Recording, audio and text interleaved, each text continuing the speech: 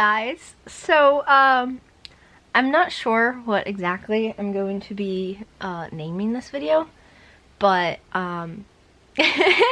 clickbait. I'm kidding. So, I cut myself. It's literally so tiny. Let me tell you the story. It is a freaking roller coaster. I just got out of the shower, so that's why it is naked, right? I'm not naked. My finger is naked and my hair is wet. It has been like exactly a week since this has happened. Saturday night at like 11 o'clock, I just got out of the shower and I was going to make a hole in a little piece of leather that I'm making tag for one of my hats for my business. And I just needed to make one tiny little hole, and I didn't want to go all the way downstairs where I had like the tool that I was using. So I decided right over there at my desk to take a pair of scissors, let me see here. So this candy bar is the leather. Also, this is really good candy. So this is the leather piece, and then I had a pair of scissors, and I had them open. I don't have any scissors near me. My parents took them all away after this happened. But I had the scissors open, and I was just using like one side to make a hole in this. And I was holding it like this and trying to like line it up and push it. And I had something up against the back side, so I was like pushing it up against. And somehow it slipped and went like this, and it hit like right here. It cut pretty deep, and like I put everything down and I like looked at it and I'm like, oh, it's not bleeding yet. Okay. And I looked down for another second and I'm like, oh my god, it's starting to bleed. So I put my hand underneath my other hand and I'm like catching the blood, and I run through this door into the bathroom, which is like right across the hall. And I like rinse it under water in case like anything got in it. And I grabbed like a whole wad of toilet paper with this hand, ripped it off, like had to put my knee on it and rip it. And then I like put it on there and held it like close to my chest, like pushing really hard trying to stop the bleeding. And I go out my door and my dad's sitting there on the couch, and I'm like standing there like this, and I'm just like, I cut myself. And he looks at me and he's like, how bad? And I like move it a little bit, and like the paper that I already put on there is like soaking wet with blood. And he's like, okay. He's like, okay, come to the other bathroom with me, which is like on the other side of the house. So I'm like walking really fast, and like my adrenaline is like kicking in and everything, and like I start getting a little lightheaded. So as soon as I get to the bathroom on his side, I sit on the toilet, and he's like rummaging through a whole bunch of stuff. He's like, where's the first aid kit? Where's the band-aids? And I'm like, sir, you have lived in this house for 20 years. Do you not know where anything is? I kept that to myself. He finally finds like one of those sticky gauze pads. He slapped the gauze on, and he handed me a new roll of toilet paper, and we stuck it on because that one was like soaking wet already. I'm sitting there holding it like really close. I'm holding it like, if anyone knows where their xiphoid process is, I'm like pinned up against it. That is actually like bruised because I was pressing so hard. So anyway, I'm holding my hand like really tight, trying to stop the bleeding. And he's just like looking at me, and he didn't even ask like what happened, and I'm just like, okay, whatever. But you know, I start crying because like it's hurting really bad now, because like, you know, the nerve endings were exposed and everything, and it started stinging and blah blah blah, you know, adrenaline's wearing off. So he's like, do you think we need to go to the hospital? And I'm just like, I don't know, like, you're the adult. I'm like, do we need to go to the hospital? And he's like, well, is the bleeding stopped? And like I go and look, the whole gauze is like soaked, and I'm like, I don't think it's stopping. So he hands me another gauze pad. We stick that on, grab more paper towels, and he's like, go and get dressed. Because right now, like during all this, I was wearing a t-shirt and underwear. That's it. So I come into this room and I take this video, which I'll insert here. It's probably upright, so I'm sorry about that, but here's the video. I just sliced my finger open and it's bleeding really bad. So I have to go to the ER to get stitches, and I'm trying to get dressed right now.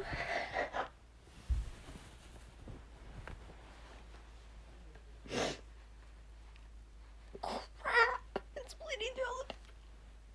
I'm trying to get dressed with one hand. I end up getting pants on, socks on, shirt, and I can't get the my hand through the armhole without like, you know, holding it. So I need help putting my sweatshirt on and my coat on. I get all dressed and we head, I don't know why, but he took my car, probably because he has hunting crap in all of his vehicles, but whatever. So while we're driving, he's like talking about, oh, you need brakes, and like, oh, it's like, don't do this when it's icy, because it was like icy and like freezing outside. It was like 15 degrees, I think. Anyway, so we're like driving to the hospital, which is like in the town over. We go to like a secluded hospital because like we're kind of don't want to wait, you know, like I'm bleeding. And I'm like, oh, it's going to be so busy because like COVID cases and everything. He's like, well, let's go to this one instead of this one, because one of them was like a major hospital in like a really big city, and the other one was kind of like on a little suburb city. So we went to that one. And the entire time he's like lecturing me on how to drive. And in my mind I'm thinking, Christopher, this is not the time to do this. and I'm like crying like profusively because like I don't like people talking to me. I am very quiet when I am hurt and I don't want people talking to me. I flat right told him, I'm just like, Dad, you can't talk to me. And I'm like doing this through tears. I'm like, Dad, you can't talk to me. He's like, why? Because like when he's nervous, he likes to talk a lot. So like we're polar opposites. I don't like to talk at all and he likes to talk a lot. So I'm like crying even more. Like, God, you can't. I don't like talking when I'm scared. So he's like, well, you're weird. And then he starts calling me names. I'm like, Dad. So he pulls it up on his phone. He's using Waze. By the way, I don't trust Waze because of this reason and other reasons. But it pulls us. He's like, the little Waze lady's like, Your destination is on the left in 300 feet. and we pull, and it's literally an abandoned parking lot. I'm like, Dad, this isn't the hospital. He's like, are you sure? I'm like, do you see anywhere that says hospital or emergency room or anything? And he's like, no. So I'm here. I'm holding my hand up on my chest, and I'm like trying to search it up on my phone, one-handed. And I'm just like, okay. So I'm giving him directions. We finally get to the emergency room, and the parking lot was like abandoned. I'm like, okay, this is a good sign. So we go inside. We're like the only people there. I'm like, oh, thank goodness I don't have to wait 3 freaking hours. The lady's like, oh, you're bleeding. I'm just like, Yup. and she's like, what'd you do? Blah, blah, blah. And I'm like, I was playing with scissors. And then we like go behind the check-in lady, and they like do my vitals and everything, and they're like asking. And like it spent 15 minutes trying to figure out what kind of magnesium I take. Couldn't find it in the system. But that was an adventure. And then finally they like got me all checked in and everything, and they like put me in a room. The doctor was already in there, and he's like, oh, like let me see it. So like he like looks at it, he like squeezes it, makes it bleed more, of course. And he's like, okay, we're gonna get you some x-rays because that looks pretty deep, and we just want to make sure it didn't hit bone or the joint or anything. And I'm just like, okay. So, you know, we're sitting there, and I took a couple pictures and videos, so I'll insert them here.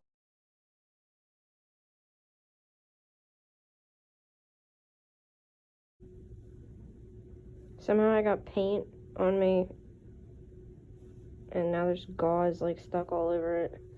That's my blood clot that came out. Alright. Yep. Are they busy? Nope.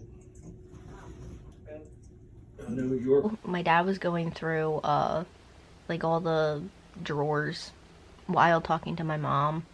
Like, I don't know what he was looking for, but he was looking at stuff. He's not a drug addict. So I finally like go back for my x-ray. I sit in the little x-ray room. They do my x-ray. They made me do like one of these, like this, and then one of these, and then one of these. So, you know, the generic 3.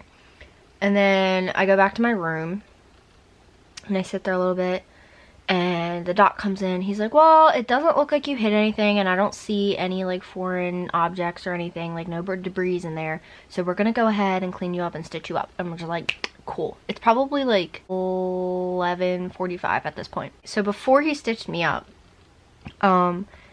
he put down a chuck. Like, if you work in a hospital or anything, you know what a chuck is, but it's like a gigantic like a potty pad for a little dog, basically. It's like one of those, but it like doesn't stick. It lays there and like collects mess. And he put one of those down, and he's like, you know, spraying me with saline, trying to like wash it all out. And he's like joking. He's like, yeah, next time try and make it more distal so I can like put a tourniquet on it, because like you're gonna bleed a lot. And I'm just like, okay, that's lovely. So I'm not crying anymore at this point. I haven't cried since like I was in the car. I think I got all my tears out. And I'm just like, okay. So I'm like joking with him, and he's like, how'd you do it? I tell him the whole story and everything. And as the time like he's done cleaning me up, like the whole entire chuck is like bright red with my blood. I'm just like, oh, this is lovely, okay. And he's like, you're not gonna pass out on me or anything, right? I'm like, no, I feel fine. He's like, okay, just tell me. I'm just like, okay. I'm like, I've passed out before. I know what it feels like. And so finally he like sutures me up. So I took a really long video, but here it is. And it will make it bleed more. That's a good thing. Okay. Feels like when I got my wisdom teeth out. Like, you know, my whole face is numb, but like I can feel it like moving. You can feel, you should be able to feel cold, maybe a little bit of pressure, but you shouldn't feel any pain. Yeah. Yeah. All right, good. It's bleeding. Awesome. Love that, because that means... Yeah, I feel the blood. It's irrigated. On the back of my hand. That's good, because anything that's in there is coming out. That's...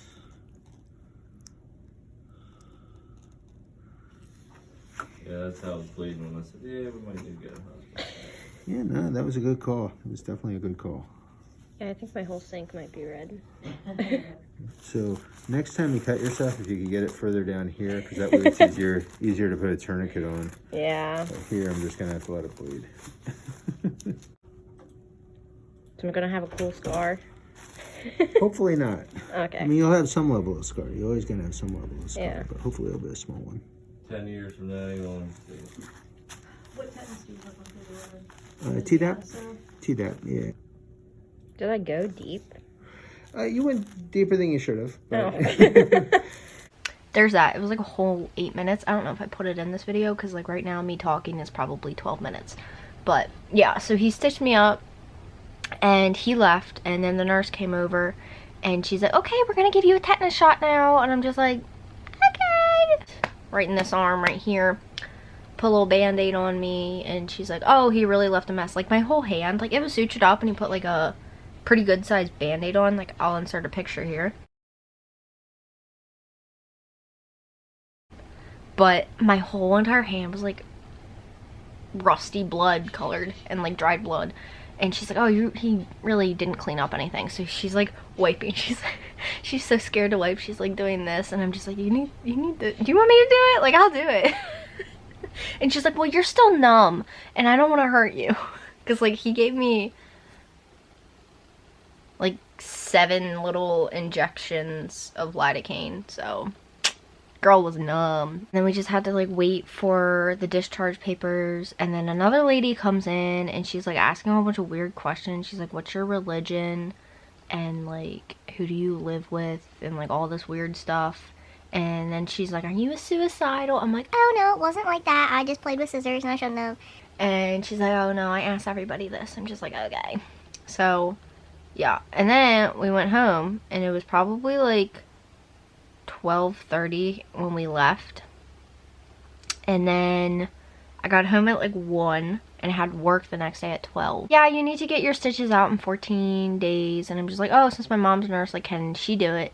And the nurse, like, I'm talking to the doctor, I asked him, and the nurse behind him is like, yes.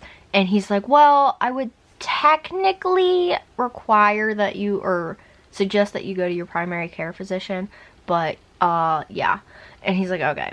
So I got the gist of that. She'll take him out, and that's gonna be next week. But now I can show you what it looks like, because I don't think I'll be taken down for this. Like, it doesn't even look that bad.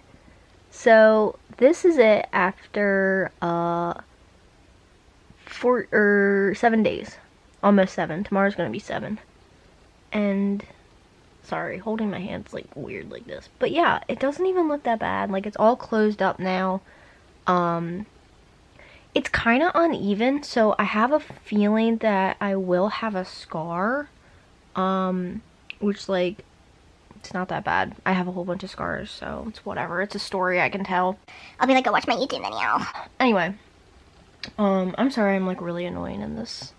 I just had ice cream, and I'm all hyped up, but yeah, so that was basically it.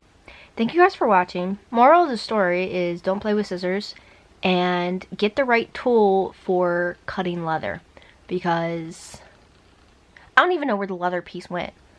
Like, it was missing. So either I dropped it and it went under my bed, or I have no idea. So anywho, thank you guys for watching, and I really hope this doesn't get taken down. Like, I don't know, I gotta look at the guidelines and make sure I can show that video, because like there's a lot of blood. But yeah, I think that's it. Bye. Okay, so new bandage. I got dressed by myself and I'm wearing jeans. I learned how to buckle jeans with one hand, guys. Pretty simple.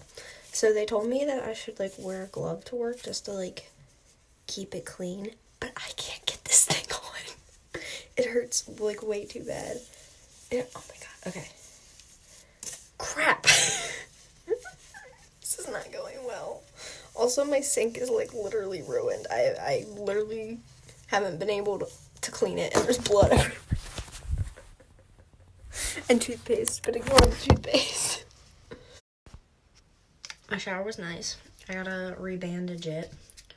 I have this Bassett tracing that they gave me. Fun fact, these are the same scissors that I used to cut myself. Some of the stitches popped back up, but it's fine. And I got this gigantic bandage.